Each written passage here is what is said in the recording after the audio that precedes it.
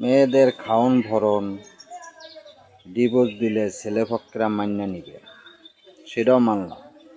কিন্তু ছেলে যে বিয়া করার পর দিয়া মাসখানিক 2 মাস 3 মাস 4 মাস যাওয়ার পর দিয়া যে মেয়ে যাইয়া ছেলেপক্ষের গার্জিয়ানের সাথে যে অন্যায় করে, অন্যায় করার পর দিয়া ছেলেপক্ষদের গার্জিয়ানেরা মতামত মানে না, তারপর জিনিসটা আলিয়া যাওয়ানোর পর দিয়া সেই মেয়ের ডিভোর্স হয়ে যায়। আবার কিছু কিছু ছেলেপক্ষের কারণেও কি মেয়েদের মতামত আলিয়া যায়, মেয়েরা ডিভোর্স দেওয়া যায়। তা দুই একটা ফ্যামিলির কারণে 10টা ফ্যামিলিকে আপনি নষ্ট করতে পারবেন না। আপনার আইনগতিকভাবে এরকমভাবে করেন যে ছেলেপক্ষে আর মেয়ে পক্ষের উভয়পক্ষের 2টা আইন করেন, যে ছেলেপক্ষ ভালো হয়, মেয়ে পক্ষ ভালো হয়।